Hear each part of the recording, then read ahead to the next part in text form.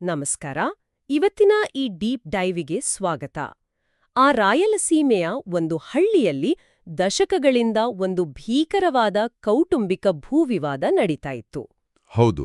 ಅಂದ್ರೆ ಒಂದೇ ಮನೆಯಲ್ಲಿದ್ರೂ ಅಣ್ಣ ತಮ್ಮಂದರ ನಡುವೆ ಕನಿಷ್ಠ ಮಾತುಕತೆ ಕೂಡ ಇರ್ಲಿಲ್ಲ. ಖಂಡಿತ. ಮನೆಯೊಳಗೆ ಸದಾ ಒಂದು ಮೂಕ ಯುದ್ಧ ನಡೀತಾ ಇತ್ತು. ಯಾವ ಕ್ಷಣದಲ್ಲಾದ್ರೂ ಸ್ಫೋಟ ಆಗೋ ತರಹದ ವಾತಾವರಣ. ಆದ್ರೆ ಆಶ್ಚರ್ಯ ಏನಂದ್ರೆ ಈ ಹಗೆತನ ನ್ಯಾಯಾಲಯದ ಕಟಕಟೆಯಲ್ಲಾಗ್ಲಿ ಅಥವಾ ಪೊಲೀಸ್ ಠಾಣೆಯಲ್ಲಾಗ್ಲಿ ಬಗೆಹರಿಯಲಿಲ್ಲ. ನಿಜ. ಇದು ಬಗೆಹರಿದದ್ದು ಮನೆಯ ಅಂಗಳದಲ್ಲಿ ಒಂದು ಚಾಪೆಯ ಮೇಲೆ ಕೂತು ಕೇಳಿದ ಒಂದೇ ಒಂದು ಕಥೆಯಿಂದ. ಇದು ಕೇಳೋಕೆ ನಂಬಲ ಸಾಧ್ಯ ಅಂತ ಅನ್ಸಿದ್ರೂ ಅಕ್ಷರಶಃ ನಡೆದಿರುವ ನೈಜ ಘಟನೆ ಇದು. ಹೌದು. ಇವತ್ತಿನ ನಮ್ಮ ಈ ಆಳವಾದ ವಿಶ್ಲೇಷಣೆಯ ಉದ್ದೇಶ ಕೂಡ ಇದೇ ಆಗಿದೆ. ನಮ್ಗಿರುವ ಮೂಲಗಳನ್ನ ಗಮನಿಸಿದ್ರೆ ಆ ರಾಯಲಸೀಮೆಯ ಶ್ರೀರಂಗರಾಜುಪಲ್ಲಿ ಅನ್ನೋ ಹಳ್ಳಿಯಲ್ಲಿ ನಡೆದ ಈ ಘಟನೆಯ ವರದಿ ನಮ್ಮಲ್ಲಿದೆ. ಕರೆಕ್ಟ್. ಇದರ ಜೊತೆಗೆ ಈ ಬದಲಾವಣೆಗೆ ಕಾರಣವಾದ ಆ ಡಿಸ್ಕವರಿ ಬೈಬಲ್ ಸ್ಟಡಿ ಅಂದ್ರೆ ಡಿಬಿಎಸ್ ಅನ್ನೋ 3 ಹಂತಗಳ ಪ್ರಕ್ರಿಯೆ ಬಗ್ಗೆ ಮಾರ್ಗದರ್ಶಿ ಚಿತ್ರಗಳು ಕೂಡ ನಮ್ಮ ಮುಂದಿವೆ. ದಶಕಗಳ ಆ ಕೌಟುಂಬಿಕ ದ್ವೇಷ ಕೇವಲ ಒಂದು ಸರಳ ಸಂಭಾಷಣೆಯಿಂದ ಹೇಗೆ ಬೇರು ಸಹಿತ ಕಿತ್ತು ಹೋಯಿತು ಅನ್ನೋದನ್ನ ಇವತ್ತು ನಾವು ಅರ್ಥ ಮಾಡಿಕೊಳ್ಳಲಿದ್ದೀವಿ. ನೋಡಿ, ಈ ಘಟನೆಯನ್ನ ಮೇಲ್ನೋಟಕ್ಕೆ ನೋಡಿದ್ರೆ ಇದೇನೋ ಒಂದು ಕುಟುಂಬದ ಜಗಳ ಬಗೆಹರಿದಂತೆ ಕಾಣುತ್ತೆ. ಆದ್ರೆ ಆಳಕ್ಕೆ ಇಳಿದ್ರೆ ಮನುಷ್ಯನ ಮನೋವಿಜ್ಞಾನ ಮತ್ತೆ ಆ ಸರಿಯಾದ ಸಂವಹನದ ಶಕ್ತಿಗೆ ಇದೊಂದು ಅದ್ಭುತ ಉದಾಹರಣೆ. ಖಂಡಿತ. ನೂರಾರು ವರ್ಷಗಳ ಕಾನೂನು ಪ್ರಕ್ರಿಯೆ ಮಾಡಲಾಗದ್ದನ್ನ ಒಂದು ವ್ಯವಸ್ಥಿತ ಸಂಭಾಷಣೆ ಮಾಡಬಲ್ಲದು ಅನ್ನೋದಕ್ಕೆ ಇದೊಂದು ಸಾಕ್ಷಿ. ಹೌದು. ಈ ಕಥೆಯ ಹಿನ್ನೆಲೆ ಸ್ವಲ್ಪ ಬಿಡಿಸಿ ನೋಡೋಣ ಬನ್ನಿ. ಆ ಶ್ರೀರಂಗರಾಜುಪಲ್ಲಿಯ ಪ್ರಮುಖ ಕುಟುಂಬದಲ್ಲಿ ದಶಕಗಳಿಂದ ಈ ಭೂಮಿ ವಿಚಾರಕ್ಕೆ ವಿವಾದ ಇತ್ತು. ಅಣ್ಣ ತಮ್ಮಂದಿರು ಪರಸ್ಪರ ಬದ್ಧ ಶತ್ರುಗಳಾಗಿದ್ರು ಅಲ್ವಾ? ನಿಜ. ಒಂದೇ ಮನೆಯಲ್ಲಿ ದಿನಬೆಳಗಾದ್ರೆ ಮುಖಾಮುಖಿ ಆಗ್ತಾ ಇದ್ರು, ಆದ್ರೂ ಮಾತಿರ್ಲಿಲ್ಲ. ನನ್ಗಂತೂ ಆ ಮನೆಯ ವಾತಾವರಣ ನೆನೆಸ್ಕೊಂಡ್ರೆ ಒಂಥರ ಆ ಸೇಫ್ಟಿ ವಾಲ್ವ್ ಇಲ್ಲದ ಪ್ರೆಷರ್ ಕುಕ್ಕರ್ ಒಳಗಿದ್ದಂತೆ ಅನಿಸ್ತಾ ಇದೆ. ಓಹೋ, ಒಳ್ಳೆ ಹೋಲಿಕೆ ಇದು. ಅಂದ್ರೆ ಒಳಗಡೆ ವಿಪರೀತ ಒತ್ತಡ ಇದೆ, ಆದ್ರೆ ಹೊರಹಾಕೋಕೆ ದಾರಿಯೇ ಇಲ್ಲ. ಇಂಥ ಬಿಗುವಿನ ವಾತಾವರಣದೊಳಗೆ ಮಾರ್ತಾ ಅನ್ನೋ ಮಹಿಳೆ ಪ್ರವೇಶ ಮಾಡ್ತಾಳೆ. ನಮ್ಮ ಮೂಲಗಳ ಪ್ರಕಾರ ಆಕೆ ಎಸ್ ಗಂಗಾಧರಪ್ಪ ಅವರ ಪುತ್ರಿ. ಹೌದು. ಸಮಾಜದ ಒಳಿತಿಗಾಗಿ ಕೆಲಸ ಮಾಡೋ ತರಬೇತುದಾರಳು ಕೂಡ. ಆದ್ರೆ ನನ್ಗಿಲ್ಲೊಂದು ಪ್ರಶ್ನೆ ಕಾಡ್ತಾ ಇದೆ. ಕೇಳಿ. ಆ ರಾಯಲಸೀಮೆಯಲ್ಲಿ ಭೂಮಿ ಅಂದ್ರೆ ಕೇವಲ ಮಣ್ಣಲ್ಲ, ಅದು ಪ್ರತಿಷ್ಠೆಯ ಸಂಕೇತ. ಅಂಥದ್ರಲ್ಲಿ ಹೊರಗಿನವರೊಬ್ರು ಬಂದು ಕೂತು ತಕ್ಷಣ ಈ ಅಣ್ಣ ತಮ್ಮಂದಿರು ಆಕೆಯನ್ನ ನಮ್ಮ ಮನೆ ವಿಷಯ ನಿನಗೇಕೆ ಅಂತ ಹೊರ ಹಾಕ್ಬೋದಿತ್ತಲ್ವಾ? ಏನ್ ಗೊತ್ತಾ, ಮನುಷ್ಯನ ಸಹಜ ಸ್ವಭಾವ ಗಮನಿಸಿದ್ರೆ ನಿಮ್ಮ ಪ್ರಶ್ನೆ 100ಕ್ಕೆ 100 ಸರಿ. ಮೆದುಳಿನ ವಿಜ್ಞಾನದ ಪ್ರಕಾರ ನಾವು ನಮ್ಮ ಹಕ್ಕುಗಳಾಗಿ ಹೋರಾಡುವಾಗ ನಮ್ಮ ಮೆದುಳಿನಲ್ಲಿರೋ ಅಮಿಗ್ಡಾಲಾ ಸಂಪೂರ್ಣ ನಿಯಂತ್ರಣ ತಗೊಳುತ್ತೆ. ಅಂದ್ರೆ ಆ ಅಮಿಗ್ಡಾಲಾ ಹೈಜಾಕ್ ಅಂತಾರಲ್ಲ, ಅದಾ? ಎಕ್ಸಾಕ್ಟ್ಲಿ. ಆ ಸಮಯದಲ್ಲಿ ಮನುಷ್ಯರು ಭಾವನಾತ್ಮಕವಾಗಿ ಸಂಪೂರ್ಣ ಕುರುಡರಾಗ್ತಾರೆ. ಎದುರಿನವರಲ್ಲಿರೋ ರಕ್ತ ಸಂಬಂಧ, ಪ್ರೀತಿ ಯಾವುದೂ ಕಾಣಲ್ಲ. ಯಾರಾದ್ರೂ ಹೊರಗಿನವರು ಬಂದು ನೀವು ಮಾಡ್ತಿರೋದು ತಪ್ಪು, ಅಣ್ಣ ತಮ್ಮಂದ್ರು ಒಂದಾಗಿರಿ ಅಂತ ಉಪದೇಶ ಮಾಡಿದ್ರೆ ಖಂಡಿತ ಹೊರಾಗ್ತಿದ್ರು. ಖಂಡಿತವಾಗಿಯೂ. ಯಾಕಂದ್ರೆ ನೇರವಾದ ಉಪದೇಶನ ನಮ್ಮ ಮೆದುಳು ಒಂದು ದಾಳಿ ಅಂತ ಪರಿಗಣಿಸುತ್ತೆ. ಆದ್ರೆ ಮಾರ್ತಾ ಅಳ್ಳಿ ಮಾಡಿದ್ದು ಉಪದೇಶ ಅಲ್ಲ. ಓಹೋ, ಹಾಗಾದ್ರೆ ಏನ್ ಮಾಡಿದ್ಲು ಅವಳು? ಅವಳ ಬಳಿ ಆ ಡಿಸ್ಕವರಿ ಬೈಬಲ್ ಸ್ಟಡಿ ಅಥವಾ ಡಿಬಿಎಸ್ ಅನ್ನೋ 3 ಹಂತದ ಅತ್ಯಂತ ಸ್ಪಷ್ಟವಾದ ಪ್ರಣಾಳಿಕೆ ಇತ್ತು. ಅಂದ್ರೆ ಅವಳು ತೀರ್ಪುಗಾರಳ ತರ ವರ್ತಿಸಲಿಲ್ಲ. ಇಲ್ವೇ ಇಲ್ಲ. ಕೇವಲ ಪ್ರಶ್ನೆಗಳನ್ನು ಕೇಳುವ ಮೂಲಕ ಅವರೇ ತಮ್ಮ ಉತ್ತರಗಳನ್ನು ಕಂಡುಕೊಳ್ಳುವ ಹಾಗೆ ಮಾಡಿದ್ಲು. ಇದು ನಿಜಕ್ಕೂ ಕುತೂಹಲಕಾರಿ.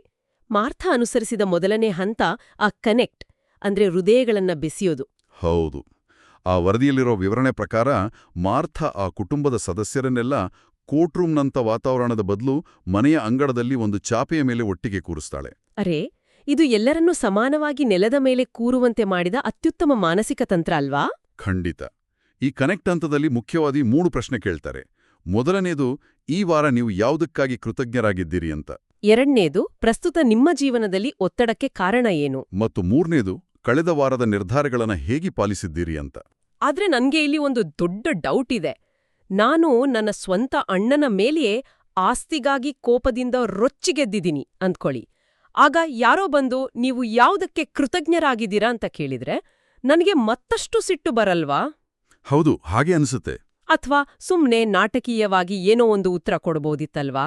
ಈ ಪ್ರಶ್ನೆಯ ಹಿಂದಿನ ಗುಟ್ಟೇನು? ಇದರ ಹಿಂದಿನ ವಿಜ್ಞಾನ ನೋಡೋಣ ಬನ್ನಿ. ಮನುಷ್ಯನ ಮೆದುಳು ಸದಾ ರಕ್ಷಣಾತ್ಮಕ ಸ್ಥಿತಿಯಲ್ಲಿ, ಅಂದ್ರೆ ಆ ಡಿಫೆನ್ಸಿವ್ ಮೋಡ್ನಲ್ಲಿರುತ್ತೆ. ಅಂತ ನಾವಾಗೇ ಮಾತಾಡಿದ್ವಲ್ಲ, ಹೌದು. ಯಾರಾದ್ರೂ ನೇರವಾಗಿ ನಿಮ್ಮ ಸಮಸ್ಯೆ ಏನು ಅಂತ ಕೇಳಿದ್ರೆ ನಾವು ತಕ್ಷಣ ನಮ್ಮ ಕಷ್ಟಗಳನ್ನ, ಬೇರೆಯವರು ನಮ್ಗೆ ಮಾಡಿದ ಅನ್ಯಾಯಗಳನ್ನ ಪಟ್ಟಿ ಮಾಡೋಕೆ ಶುರು ಮಾಡ್ತೀವಿ. ಅಂದ್ರೆ ಅದು ಒಳಗೆಯೋ ಕೋಪನ ಮತ್ತಷ್ಟು ಹೆಚ್ಚು ಮಾಡತ್ತೆ. ಕರೆಕ್ಟ್. ಆದರೆ ಈ ಕೃತಜ್ಞತೆ ಅನ್ನೋದು ಆ ರಕ್ಷಣಾತ್ಮಕ ಗೋಡೆಯನ್ನ ಒಡೆಯುವ ಅಸ್ತ್ರ. ಮಾನಸಿಕವಾಗಿ ನೀವು ಏಕಕಾಲದಲ್ಲಿ ಕೃತಜ್ಞತೆ ಮತ್ತೆ ವಿಪರೀತ ಕೋಪ ಎರಡೂ ಅನುಭವಿಸೋಕೆ ಸಾಧ್ಯನೇ ಇಲ್ಲ. ಓಹೋ, ಅಂದ್ರೆ ಕೃತಜ್ಞತೆ ಸಲ್ಲಿಸುವಾಗ ಮೆದುಳಿನಲ್ಲಿ ಆ ಕಾರ್ಟಿಸಾಲ್ ಅನ್ನೋ ಒತ್ತಡದ ಹಾರ್ಮೋನ್ ಕಡಿಮೆ ಆಗುತ್ತೆ ಅಲ್ವಾ? ಎಕ್ಸಾಕ್ಟ್ಲಿ. ಕಾರ್ಟಿಸಾಲ್ ಕಡಿಮೆ ಆಗಿ ಸಕಾರಾತ್ಮಕ ರಾಸಾಯನಿಕಗಳು ಬಿಡುಗಡೆ ಆಗ್ತವೆ. ಆ ಕ್ಷಣದಲ್ಲಿ ಅವರು ತಮ್ಮ ಬಳಿ ಇರೋದ್ರ ಬಗ್ಗೆ ಯೋಚಿಸ್ತಾರೆ ಹೊರತು ಕಳೆದುಕೊಂಡ ವಿಷಯಗಳ ಬಗ್ಗೆ ಅಲ್ಲ. ಅಂದ್ರೆ ನೀವಾಗ್ಲೇ ಹೇಳಿದ್ದ ಆ ಸೇಫ್ಟಿ ವಾಲ್ವ್ ಇಲ್ಲದ ಕುಕ್ಕರ್ಗೆ ಒಂದು ಸಣ್ಣ ವಾಲ್ವ್ ಹಾಕಿದ ಹಾಗೆ ಆಯ್ತು. ಹೌದು. ಆರಾಮದಾಯಕ ವಾತಾವರಣ ನಿರ್ಮಾಣ ಆದಾಗ ತಮ್ಮ ನಿಜವಾದ ಆಳವಾದ ಒತ್ತಡಗಳನ್ನು ಹಂಚಿಕೊಳ್ಳಕ್ಕೆ ಅವ್ರಿಗೆ ಸಾಧ್ಯ ಆಯಿತು. ಕೃತಜ್ಞತೆ ಇಲ್ಲಿ ಒಂದು ಸೇತುವೆ ಆಗಿ ಕೆಲಸ ಮಾಡಿತು. ಕೃತಜ್ಞತೆ ಅನ್ನೋದು ಮೆದುಳನ್ನ ಶಾಂತಗೊಳಿಸೋ ಒಂದು ಸ್ವಿಚ್ ಇದ್ದಂತೆ ಅನ್ನಿ. ಇದಾದ್ಮೇಲೆ ಆ ಮನೆಯ ತಂದೆ ತನ್ನ ಮನಸ್ಸಿನಲ್ಲಿದ್ದ ಆ ಭೂವಿವಾದದ ಭಾರನ, ಅದರ ಒತ್ತಡನ ಹೊರಹಾಕೋಕ್ ಶುರು ಮಾಡ್ತಾನೆ. ಹೌದು. ಅಲ್ಲಿ ದಶಕಗಳ ಕಾಲ ಮರಗಟ್ಟಿ ಹೋಗಿದ್ದ ಆ ಮೌನ ಕರಗಲು ಆರಂಭ ಆಗುತ್ತೆ. ಇದನ್ನ ಕೇಳ್ತಾ ಇದ್ರೆ ನಮ್ಮ ದೈನಂದಿನ ಜೀವನದ ಘಟನೆಗಳ ನೆನ್ಪಾಗ್ತಾ ಇವೆ. ನಮ್ಮ ಆಫೀಸ್ ಮೀಟಿಂಗ್ಗಳಲ್ಲಿ ಅಥವಾ ಮನೆಯಲ್ಲಿ ಜಗಳ ಆದಾಗ ನಾವು ಯಾವಾಗ್ಲೂ ತಪ್ಪುಗಳನ್ನ ಹುಡುಕೋದ್ರಿಂದನೇ ಶುರು ಮಾಡ್ತೀವಿ. ಖಂಡಿತ ನಾವು ಮಾಡೋ ದೊಡ್ಡ ತಪ್ಪದೆ. ಅದರ ಬದಲು ಹೀಗೆ ಕೃತಜ್ಞತೆಯಿಂದ ಶುರು ಮಾಡಿದ್ರೆ ವಾತಾವರಣನೇ ಬದಲಾಗ್ಬೋದು. ಸರಿ, ಈಗ ವಾಲ್ವ್ ಓಪನ್ ಆಯ್ತು, ಒಳಗಿದ್ದ ಒತ್ತಡವು ಹೊರಬಂತು. ಆದ್ರೆ ಕೇವಲ ಕಷ್ಟಗಳನ್ನ ಹೇಳ್ಕೊಂಡ ತಕ್ಷಣ ಆ ಕೋರ್ಟ್ ಕೇಸುಗಳೆಲ್ಲ ಬಗೆಹರಿಯಲ್ವಲ್ಲ. ಮಾರ್ತಾ ಅವ್ರನ್ನ ಈ ಹಂತದಿಂದ ಮುಂದಿನ ಪರಿಹಾರದ ಹಂತಕ್ಕೆ ಹೇಗೆ ತಗೊಂಡ್ಹೋದ್ಲು? ನಿಖರವಾಗಿ ಕೇಳಿದ್ರಿ. ಬರೀ ಕಷ್ಟ ಹೇಳ್ಕೊಳ್ಳೋದು ಪರಿಹಾರ ಅಲ್ಲ. ಇಲ್ಲಿಗೆ ಆ DBSನ ಎರಡನೇ ಹಂತವಾದ ಡಿಸ್ಕವರ್ ಅಂದ್ರೆ ಸತ್ಯದ ಶೋಧನೆ ಶುರುವಾಗೋದು. ಓಹೋ, ಡಿಸ್ಕವರ್ ಹಂತ ಇಲ್ಲೇನಾಗುತ್ತೆ? ಈ ಹಂತದಲ್ಲಿ ಆ ನಿರೀಕ್ಷೆ ನೀಡುವ ಕತೆಗಳ ಪೈಕಿ ಬೈಬಲ್ನ ಲೂಕಾ 15ರ ಕಥೆಯನ್ನ ಮಾರ್ತಾ ಉಳಿದುತ್ತಾಳೆ. ಇದು ಆ ತಪ್ಪಿಹೋದ ಮಗನ ಕತೆ. ಅಂದ್ರೆ ದ ಪ್ರಾಡಿಗಲ್ ಸನ್ ಕಥೆ ಅಲ್ವಾ? ಹೌದು. ಈ ಕತೆ ಸ್ವಲ್ಪ ಗಮನವಿಟ್ಟು ನೋಡಿದ್ರೆ ಆ ಕಿರಿಯ ಮಗ ತನ್ನ ಪಾಲಿನ ಆಸ್ತಿಯನ್ನ ಬಲವಂತವಾಗಿ ತಗೊಂಡೋಗಿ ಎಲ್ಲವನ್ನೂ ಹಾಳು ಮಾಡ್ತಾನೆ. ಆಮೇಲೆ ಪಶ್ಚಾತ್ತಾಪ ಪಟ್ಟು ವಾಪಸ್ ಬರ್ತಾನೆ. ಆಗ ತಂದೆ ಆತನನ್ನ ದೂಷಿಸೋ ಬದಲು ಅತ್ಯಂತ ಪ್ರೀತಿಯಿಂದ ಅಪ್ಕೊಂಡು ಕ್ಷಮಿಸ್ತಾನೆ. ಹೌದು, ಬಹಳ ಪ್ರಸಿದ್ಧವಾದ ಕಥೆ ಇದು. ಆದ್ರೆ ಆ ಆಸ್ತಿಗಾಗಿ ಕಿತ್ತಾಡ್ತಿದ್ದ ಕುಟುಂಬಕ್ಕೆ ಈ ಕಥೆಯಿಂದ ಏನು ಲಾಭ? ಅಸಲಿ ವಿಷಯ ಇರೋದೇ ಕಥೆಯ ಮುಂದಿನ ಭಾಗದಲ್ಲಿ. ಆ ಕಿರಿಯ ಮಗ ವಾಪಸ್ ಬಂದಾಗ ಮನೆಯಲ್ಲಿ ಇದ್ದ ಹಿರಿಯ ಮಗನಿಗೆ ಅತಿಯಾದ ಕೋಪ ಬರುತ್ತೆ. ಓಹೋ, ಯಾಕೆ? ತಾನು ಇಷ್ಟು ವರ್ಷ ತಂದೆಗೆ ವಿಧೇಯನಾಗಿದ್ರೂ ತನಗೆ ಸಿಗಿದ ಮನ್ನಣೆ ಮತ್ತೆ ಆಸ್ತಿಯ ಪಾಲು ಆ ತಪ್ಪು ಮಾಡಿದ ತಮ್ಮನಿಗೆ ಸಿಕ್ಕಿತಲ್ಲ ಅನ್ನೋ ಅಸಮಾಧಾನ. ಅವನು ತನ್ನ ತಂದೆಯ ಕ್ಷಮೆಯನ್ನ ತೀವ್ರವಾಗಿ ವಿರೋಧಿಸ್ತಾನೆ ಮತ್ತೆ ತನ್ನ ಸ್ವಂತ ತಮ್ಮನನ್ನ ಕ್ಷಮಿಸೋಕೆ ಸಂಪೂರ್ಣವಾಗಿ ನಿರಾಕರಿಸ್ತಾನೆ. ಅರೆ, ಒಂದು ನಿಮಿಷ, ಈಗ ನೆನ್ಗೆ ಅರ್ಥ ಆಗ್ತಾ ಇದೆ. ಆ ಕಿರಿಯ ಮಗ ಆಸ್ತಿ ಕೇಳ್ಕೊಂಡು ಹೋದ, ಆದ್ರೆ ಇಲ್ಲಿ ಅಸಲಿ ಸಮಸ್ಯೆ ಇರೋದು ಆ ಹಿರಿಯ ಮಗಂದು. ಖಂಡಿತ. ಅವನು ಮನೆಯಲ್ಲೇ ಇದ್ದ, ಆಸ್ತಿಯ ಹಕ್ಕು ತಂದು ಅಂದ್ಕೊಂಡಿದ್ದ, ಮತ್ತೆ ತನ್ನ ತಮ್ಮನ ಮೇಲೆ ವಿಪರೀತ ಕೋಪ ಬೆಳೆಸ್ಕೊಂಡಿದ್ದ. ತನಗೆ ಸಿಗದ ನ್ಯಾಯ ತಪ್ಪು ಮಾಡಿದವನಿಗೆ ಸಿಕ್ಕಿತಲ್ಲ ಅನ್ನೋ ಮೊಂಡುತನ. ಕರೆಕ್ಟ್. ಅಂದ್ರೆ ಈ ಕಥೆಯಲ್ಲಿ ಬರೋ ಹಿರಿಯ ಮಗನ ಆ ಅಸಮಾಧಾನ ಮತ್ತು ಕ್ಷಮಿಸದ ಗುಣ ನೇರವಾಗಿ ಈ ರಾಯಲಸೀಮೆ ಕುಟುಂಬದ ಅಣ್ಣ ತಮ್ಮಂದಿರ ನಡವಳಿಕೆಗೆ ಕನ್ನಡಿ ಹಿಡಿದ ಹಾಗೆ ಇತ್ತಲ್ವಾ? ಎಕ್ಸಾಕ್ಟ್ಲಿ.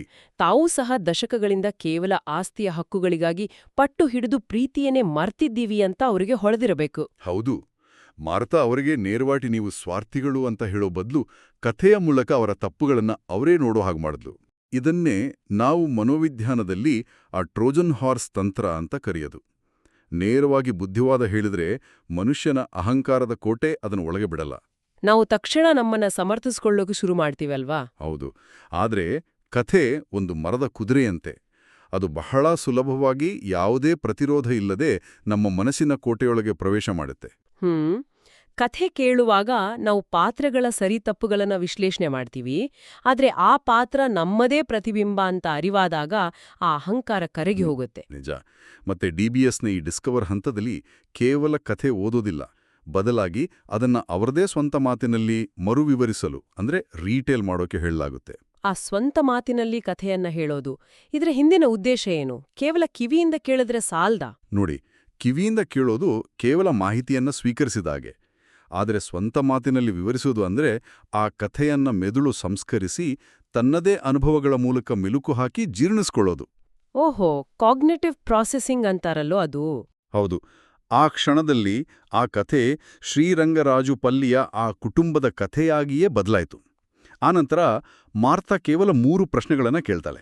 ಯಾವ 3 ಪ್ರಶ್ನೆಗಳು? 1, ಈ ಕಥೆಯು ದೇವರಿಗೂ ಮತ್ತು ಮನುಷ್ಯರಿಗೂ ಇರುವ ಸಂಬಂಧದ ಬಗ್ಗೆ ಏನು ಹೇಳುತ್ತೆ? 2, ದೇವರ ಉದ್ದೇಶ ಏನು? ಮತ್ತು 3, ದೇವರು ನಿಮ್ಮೊಂದಿಗೆ ಏನು ಮಾತನಾಡ್ತಾ ಇದ್ದಾನೆ ಮತ್ತು ನೀವು ನಿಮ್ಮಲ್ಲಿ ಯಾವ ಬದಲಾವಣೆ ಮಾಡಿಕೊಳ್ಳುವಿರಿ ಅಂತ. ಆ ಕಥೆಯಲ್ಲಿ ಬರೋ ತಂದೆಯ ಆ ನಿಷ್ಕಲ್ಮಶ ಕ್ಷಮೆ ಅವರ ಮನಸ್ಸನ್ನ ಆಳವಾಗಿ ತಟ್ಟಿತ್ತು. ಕನ್ನಡಿಯ ಮುಂದೆ ನಿಂತಾಗ ನಮ್ಮ ಮುಖದ ಮೇಲಿರೋ ಕಲೆ ನಮಗೆ ಸ್ಪಷ್ಟವಾಗಿ ಕಾಣುವ ಹಾಗೆ ಆ ಕಥೆ ಅವರ ಮನಸ್ಸಿನ ಕೊಳೆಯನ್ನ ಅವರಿಗೆ ತೋರಿಸ್ತು. ಬಹಳ ಅದ್ಭುತವಾದ ತಂತ್ರ ಇದು. ಆದ್ರೆ ಎಷ್ಟೋ ಬಾರಿ ನಾವು ಒಳ್ಳೊಳ್ಳೆ ಕಥೆ ಕೇಳ್ತೀವಿ, ಭಾವುಕರಾಗ್ತೀವಿ, ಆಮೇಲೆ ಮರ್ತು ಬಿಡ್ತೀವಿ. ಜ್ಞಾನವನ್ನ ಕಾರ್ಯರೂಪಕ್ಕೆ ತರದಿದ್ರೆ ಅದರಿಂದೇನ್ ಪ್ರಯೋಜನ ಅಲ್ವಾ? ಖಂಡಿತ ಪ್ರಯೋಜನ ಇಲ್ಲ. ಈ ಪ್ರಕ್ರಿಯೆಯಲ್ಲಿ ಅವರು ತಗೊಂಡ ನಿರ್ಧಾರಗಳು ಕೇವಲ ಭಾವನಾತ್ಮಕ ಆಗಿರ್ಲಿಲ್ಲ ಅನ್ನೋದು ನಮಗೆ ಗೊತ್ತಿದೆ. ಅದು ಹೇಗೆ ಸಾಧ್ಯ ಆಯ್ತು? ಅಲ್ಲಿಗೆ ಬರೋದು DBSನ 3ನೇ ಮತ್ತು ಕೊನೆಯ ಹಂತ, ಮಲ್ಟಿಪ್ಲೈ. ಅಂದ್ರೆ ಕಲಿತದ್ದನ್ನ ಆಚರಣೆಗೆ ತರೋದು. ಓಹೋ, ಮಲ್ಟಿಪ್ಲೈ ಹಂತ. ಹೌದು. ಈ ಹಂತದಲ್ಲಿ ಕೇಳುವ ಪ್ರಶ್ನೆಗಳು ಬಹಳ ನಿರ್ದಿಷ್ಟವಾಗಿರ್ತವೆ. ಗುಂಪಿನ ಒಳಗಿನವರಿಗೆ ಮತ್ತು ಗುಂಪಿನ ಹೊರಗಿನವರಿಗೆ ಹೇಗೆ ಸಹಾಯ ಮಾಡಬಹುದು? ಮತ್ತೆ ಈ ಕಥೆಯನ್ನ ಯಾರೊಂದಿಗೆ ಹಂಚಿಕೊಳ್ಳುವಿರಿ? ಆ ವ್ಯಕ್ತಿಯ ಹೆಸರನ್ನೇ ನಿರ್ದಿಷ್ಟವಾಗಿ ಹೇಳಿ ಅಂತ. ಅರೆ, ಹೆಸರನ್ನೇ ಹೇಳ್ಬೇಕಾ? ಹೌದು. ಮಾರ್ತಾ ಆ ಕುಟುಂಬನ ಅತ್ಯಂತ ನೇರವಾದ ಪ್ರಶ್ನೆಯೊಂದನ್ನ ಕೇಳ್ತಾಳೆ. ಈ ವಾರವೇ ನಿಮ್ಮ ಜೀವನದಲ್ಲಿ ಏನು ಬದಲಾವಣೆ ಮಾಡ್ಕೊಳ್ತೀರಾ ಅಂತ. ಇದರ ಹಿಂದಿನ ಮನೋವಿಜ್ಞಾನ ಗಮನಿಸಿ. ನಾನು ಬದಲಾಗ್ತೀನಿ ಅನ್ನೋದು ಬಹಳ ಅಸ್ಪಷ್ಟವಾದ ಗುರಿ. ಆದ್ರೆ ಈ ವಾರವೇ ಬದಲಾಗ್ತೀನಿ ಮತ್ತೆ ಇಂಥವರ ಬಳಿ ಹೋಗಿ ಹೇಳ್ತೀನಿ ಅಂತ ನಿರ್ದಿಷ್ಟವಾಗಿ ಹೇಳಿದಾಗ, ಅಂದ್ರೆ ಅದು ಪಬ್ಲಿಕ್ ಕಮಿಟ್ಮೆಂಟ್ ಆಗುತ್ತೆ. ಖಂಡಿತ. ಆಗ ಮೆದುಳು ತನ್ನ ಜವಾಬ್ದಾರಿಯನ್ನ ಗಂಭೀರವಾಗಿ ತಗೊಳ್ಳುತ್ತೆ. ಇದು ಕೇವಲ ಭಾವುಕತೆಯನ್ನ ಕ್ರಿಯೆಯನ್ನಾಗಿ ಪರಿವರ್ತನೆ ಮಾಡೋ ತಂತ್ರ. ಆ ಪ್ರಶ್ನೆಗೆ ಬಂದ ಪ್ರತಿಕ್ರಿಯೆ ಇದೆಯಲ್ಲ, ಅದು ನಿಜಕ್ಕೂ ಇತಿಹಾಸನೇ ಸೃಷ್ಟಿಸ್ತು ಅಂತ ಹೇಳ್ಬೋದು. ಆ ಕುಟುಂಬದ ಹಿರಿಯ ವ್ಯಕ್ತಿ, ಆ ಮನೆಯ ತಂದೆ, ತಕ್ಷಣ ಎದ್ದು ನಿಂತು ತನ್ನ ತಮ್ಮಂದಿರು ಮತ್ತೆ ಮಕ್ಕಳಲ್ಲಿ ಕೈ ಮುಗಿದು ಕ್ಷಮೆ ಕೇಳ್ತಾನೆ. ಹೌದು. ತಾನು ಮಾಡಿದ್ದ ಹಠ, ಪ್ರದರ್ಶಿಸಿದ ಕೋಪ ಎಲ್ಲದಕ್ಕೂ ಪಶ್ಚಾತ್ತಾಪ ಪಡ್ತಾನೆ. ಕೇವಲ ಕ್ಷಮೆ ಕೇಳೋದಷ್ಟೇ ಅಲ್ಲ, ಅದೇ ಕ್ಷಣದಲ್ಲಿ ಅವರು ಆ ಭೂಮಿಗೆ ಸಂಬಂಧಿಸಿದ ತಮ್ಮೆಲ್ಲ ಕೋರ್ಟ್ ಕೇಸುಗಳನ್ನ, ಆ ಕಾನೂನು ಹಕ್ಕುಗಳನ್ನ ಸಂಪೂರ್ಣವಾಗಿ ಹಿಂಪಡೆಯೋಕೆ ಒಮ್ಮತದ ನಿರ್ಧಾರ ತಗೊಳ್ತಾರೆ. ಇದು ನಿಜಕ್ಕೂ ನಂಬಲಸಾಧ್ಯವಾದ ವಿಷಯ. ಆಸ್ತಿಗಿಂತ ನಮ್ಗೆ ನಮ್ಮ ಕುಟುಂಬವೇ ಮುಖ್ಯ ಅಂತ ಗಟ್ಟಿಯಾಗಿ ಘೋಷಣೆ ಮಾಡ್ತಾರೆ. ಭಾರತದಂಥ ದೇಶದಲ್ಲಿ, ಅದರಲ್ಲೂ ಆ ರಾಯಲಸೀಮೆಯಂಥ ಪ್ರದೇಶದಲ್ಲಿ ಭೂಮಿಯ ಮೇಲಿನ ಕಾನೂನು ಹಕ್ಕುಗಳನ್ನ ಕೇವಲ ಒಂದು ಕಥೆಯಿಂದ ಪ್ರೇರಿತರಾಗಿ ಬಿಟ್ಟುಕೊಡೋದು ಸಾಮಾನ್ಯ ವಿಷಯವೇ ಅಲ್ಲ. ಹೌದು. 1 ಇಂಚು ಜಾಗಕ್ಕಾಗಿ ಪ್ರಾಣವನ್ನೇ ತೆಗೆಯೋ ಉದಾಹರಣೆಗಳನ್ನ ನಾವು ನೋಡಿದ್ದೀವಿ. ಅಂಥದ್ರಲ್ಲಿ ಇಡೀ ಕೇಸನ್ನೇ ವಾಪಸ್ ಪಡೆಯೋದು ಈ ಪ್ರಕ್ರಿಯೆಯ ಅಗಾಧವಾದ ಶಕ್ತಿಯನ್ನ ತೋರಿಸುತ್ತೆ ಅಲ್ವಾ? ಖಂಡಿತ. ಕಾನೂನಿನ ಮೂಲಕ ವರ್ಷಗಳ ಹೋರಾಟದ ನಂತರ ಅವರು ಭೂಮಿಯನ್ನ ಗೆಲ್ಬಹುದಿತ್ತು. ಆದರೆ ಸಂಬಂಧಗಳನ್ನ ಶಾಶ್ವತವಾಗಿ ಕಳ್ಕೊಳ್ತಾ ಇದ್ರು. ಇಲ್ಲಿ ಮನಸ್ಸುಗಳನ್ನ ಗೆಲ್ಲುವ ಮೂಲಕ ಭೂಮಿಯ ಮೇಲಿನ ವ್ಯಾಮೋಹನೇ ಸಂಪೂರ್ಣವಾಗಿ ಕಣ್ಮರೆಯಾಯಿತು. ನಿಜ. ಈ DBS ಪ್ರಕ್ರಿಯೆಯ ಕನೆಕ್ಟ್, ಡಿಸ್ಕವರ್ ಮತ್ತೆ ಮಲ್ಟಿಪ್ಲೈ ಹಂತಗಳು ಕೇವಲ ಯಾವುದೋ ಒಂದು ಅಧ್ಯಯನ ವಿಧಾನ ಅಲ್ಲ. ಬದಲಾಗಿ ಸರಿಯಾದ ಸಂವಹನ, ಪರಾನುಭೂತಿ ಮತ್ತೆ ಮೌಲ್ಯಗಳ ಪುನರ್ಸ್ಥಾಪನೆಯ ಮೂಲಕ ಎಂಥ ದೊಡ್ಡ ಭಿನ್ನಾಭಿಪ್ರಾಯಗಳನ್ನಾದರೂ ಪರಿಹರಿಸಬಲ್ಲ ಅತ್ಯಂತ ಪ್ರಬಲವಾದ ಸಂಘರ್ಷ ನಿವಾರಣಾ ಸಾಧನ. ಕರೆಕ್ಟ್. ನಮ್ಮ ಮೂಲಗಳು ತಿಳಿಸುವ ಹಾಗೆ ಇಂದು ಆ ಕುಟುಂಬ ತಮ್ಮ ದ್ವೇಷವನ್ನ ಪ್ರೀತಿಯಿಂದ ಗೆದ್ದ ಒಂದು ಮಾದರಿ ಸಾಕ್ಷಿಯಾಗಿ ನಿಂತಿದೆ. ಹೌದು. ಇದೊಂದು ಅದ್ಭುತವಾದ ಉದಾಹರಣೆ. ನಿಜಕ್ಕೂ ಬೆರಗುಗೊಳಿಸುವಂಥ ಮಾಹಿತಿ ಇದು. ನಮ್ಮ ಈ ಆಳವಾದ ವಿಶ್ಲೇಷಣೆಯಿಂದ ನಾವು ಕಲಿಯಬಹುದಾದ ಅತಿದೊಡ್ಡ ಪಾಠ ಅಂದ್ರೆ, ಸಮಸ್ಯೆ ಎಷ್ಟೇ ಹಳೇದಾಗಿರ್ಲಿ, ಎಷ್ಟೇ ಕಗ್ಗಂಟಾಗಿರ್ಲಿ, ಅದನ್ನ ಬಗೆಹರಿಸೋಕೆ ಒಂದು ಸರಿಯಾದ ವಿಧಾನ ಇದ್ರೆ ಖಂಡಿತ ಸಾಧ್ಯ. ಖಂಡಿತ ಸಾಧ್ಯ. ನಮ್ಮ ದೈನಂದಿನ ಜೀವನದ ಒತ್ತಡಗಳು, ಕಚೇರಿಯ ಭಿನ್ನಾಭಿಪ್ರಾಯಗಳು ಎಲ್ಲದಕ್ಕೂ ಈ 3 ಹಂತಗಳನ್ನ ನಾವು ಬಳಸ್ಕೊಳ್ಬೋದು. ಹೌದು. ಈಗ ಈ ವಿಶ್ಲೇಷಣೆಯ ಕೊನೆಯಲ್ಲಿ ನಾವೆಲ್ಲರೂ ಗಂಭೀರವಾಗಿ ಯೋಚಿಸಲೇಬೇಕಾದ ಒಂದು ಅಂಶ ಇದೆ. ನೂರಾರು ವರ್ಷಗಳಿಂದ ಬೇರೂರಿರುವ ಆಸ್ತಿಪಾಸ್ತಿಯ ವ್ಯಾಮೋಹ, ತಲೆಮಾರುಗಳ ದ್ವೇಷ ಮತ್ತೆ ದಶಕಗಳ ಕಾಲದ ಮುಂಡುತನ. ಕೇವಲ ಮನೆಯ ಅಂಗಳದಲ್ಲಿ ಒಂದು ಚಾಪೆಯ ಮೇಲೆ ಹೇಳಿದ ಹಳೆಯ ಕಥೆ ಮತ್ತೆ 3 ಸರಳ ಪ್ರಶ್ನೆಗಳಿಂದ ಸಂಪೂರ್ಣವಾಗಿ ಕರಗಿ ಹೋಗುತ್ತೆ ಅಂದ್ರೆ ನಮ್ಮ ಸಮಾಜದಲ್ಲಿ ಎಂದಿಗೂ ಬಗೆಹರಿಯಲು ಸಾಧ್ಯವೇ ಇಲ್ಲ ಅಂತ ನಾವು ನಂಬಿರೋ ಇನ್ಯಾವ ದೊಡ್ಡ ಸಮಸ್ಯೆಗಳು ಸರಿಯಾದ ಕಥೆ ಹೇಳುವರಿಗಾಗಿ ಮತ್ತೆ ಆ 3 ಸರಳ ಪ್ರಶ್ನೆಗಳಿಗಾಗಿ ಚಾಪೆಯ ಮೇಲೆ ಕಾಯ್ತಾ ಇವೆಯೋ? ಸ್ವಲ್ಪ ಯೋಚನೆ ಮಾಡಿ.